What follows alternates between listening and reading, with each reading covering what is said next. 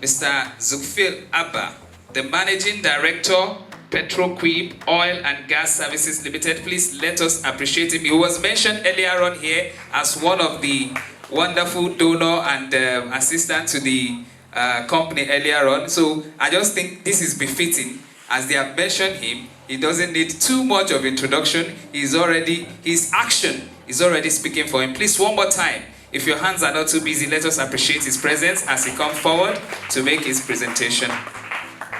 We can do better than that. We can do better than that. Let us appreciate him. He is a great man. Thank you for coming, sir. Good afternoon, ladies and gentlemen. Thank you very much for this invitation. PetroQuip is one of our companies that we also I'm really glad to be here today. And this really falls in line with everything I've been thinking about over the last so many years. In fact, I would say I'm a living testimony of developing a business. And the reason why I say that before I start my presentation is I work for government for about 10 years. I worked in FEEP, Family Economic Advancement Program, left FEEP, went to this National Security Printing and Printing Company, worked for a bit, went to NAPEP, then worked with one of the state governors. After that, I resigned and then set up my business. But prior to that, one thing I know I did, and this is where education is key, I've always wanted to venture into the energy sector, which is big interest in oil and gas. So I realized I don't have the knowledge. My background is OAD in accounting, BSc in economics. So I went to University of Dundee to study an MSc energy economics with specialization in oil and gas management. Set up my company, and got so kind now, I think we're one of the leading consulting companies for subsurface and facilities engineering services in Nigeria today. So alhamdulillah for that.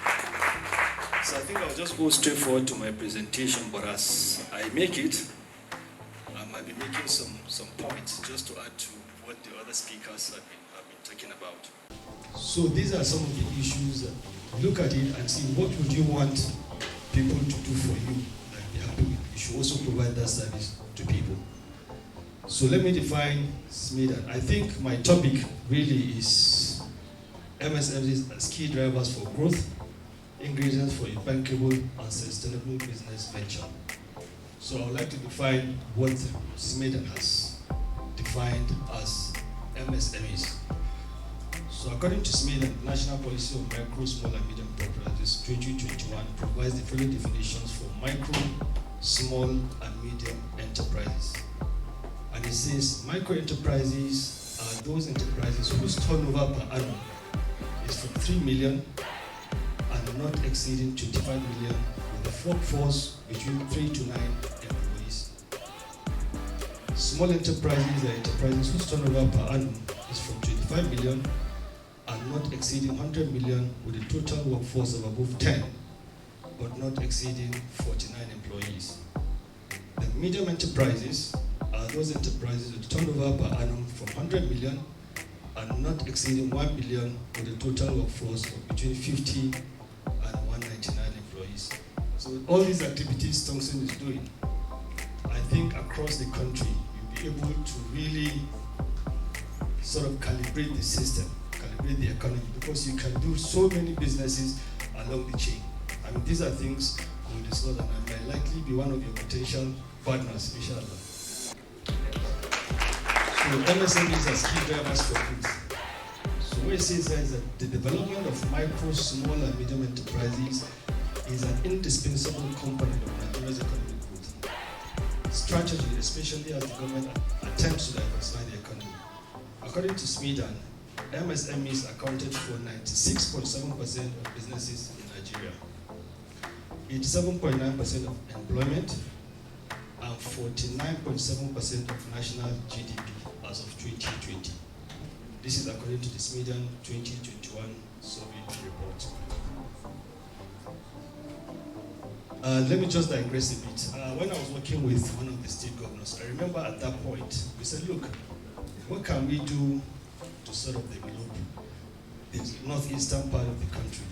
And we decided to say, okay, what's the closest? But if you have solid minerals or commodities from, say, Adamawa, and you're taking them to Lagos for export, what you find yourself doing is putting those items on a truck, traveling to Lagos over so many days, putting them on a ship to Europe, and the ship goes round. And what we realize is simple. If you take Calabar Port, that's one aspect. You can build a railway line maybe from Calabar Port through to Benue, Makodi, of course, Taraba, Adamawa, Maiduguri. You can even break through the Sahara Desert and you are in the Mediterranean and straight to Europe, about 2,000 kilometers. And then along that chain, you find that there are so many businesses that can be developed. A lot of solid minerals potential, a lot of agri potential, a lot of potential along that route. So these are some of the things that can be developed moving forward. So now on MSEs as key drivers for growth, a 2021 report by the World Economic Forum on 5 key insights on the future revenues of MSEs states that SMEs represent around 90% of all firms globally. They provide roughly 70% of all employment, and by some estimates contribute up to 70% of global GDP. So what this shows you is that MSMEs can really move a country. In fact, they can move the world. According to the African Development Bank 2017 African Economic Outlook again, on the report on the theme Entrepreneurship and Industrialization in Nigeria, it says 22% of Africa's working age population are starting businesses. This is the highest entrepreneurship rate in the world. So the rate of budding entrepreneurs ranges from 9% in Nigeria to 40% in Nigeria and Zambia. So it just shows you the amount of interest that people have. But the question is, it's not just about running the business. How do you run the business? What do you need to do? What do you need to understand? You need to learn. You need to have integrity. You need to build that trust. So these are some of the components that I'll be discussing as we progress. So on the topic, MSMEs as key drivers for growth, it demonstrates the continent's entrepreneurial spirit as well as the continent's big young population. It's almost as though every Nigerian to African is naturally an entrepreneur. And this is a fact. People have a lot of ideas, they want to do things, even though the economy might be challenging, the policies might be challenging. When you have a team, maybe like the Tongston team, looking at how these issues can be addressed, people have a platform where they can go and have their problems addressed, their problems solved. So I came up with possible sectors and possible funding access. You have manufacturing, you have healthcare, you have recycling, you have agriculture, you have ICT, you have fashion, you have wholesale and retail.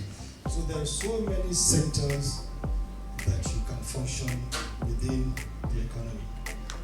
And to be honest, at the end of the day, really, it's about you as a person, your understanding of what you intend to do, and then clearly, integrity really matters a lot for people to invest in you.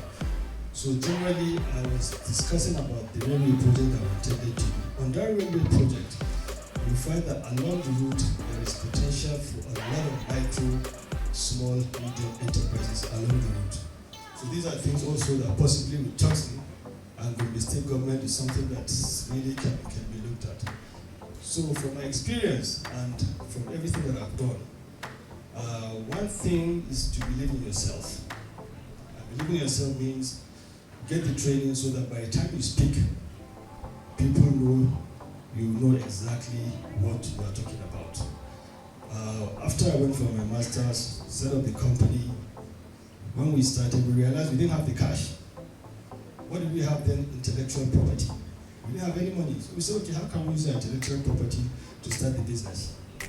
And we came in with 3 engineers and myself on the commercial side, set up the company, and we started working without paying ourselves. So we do the work, we get paid. started building capital. And by the time we built that capital, we were now ready to start rolling, and people trusted our service. So the whole point here is your ability to show people you have the right knowledge and that you can deliver on whatever you promise. So really and truly, MSMEs are key economic drivers. And over here, I'm more than happy to also work with Tongston, and I'm sure we can do a lot of things together to see how we can do MSMEs. And one simple way to even do it is setting up these businesses, getting the right people, invest in them, look for funds, support them, invest in them, and then build them over time, and then the story keeps going. And before you know it, you build a whole network of businesses that will drive the economy.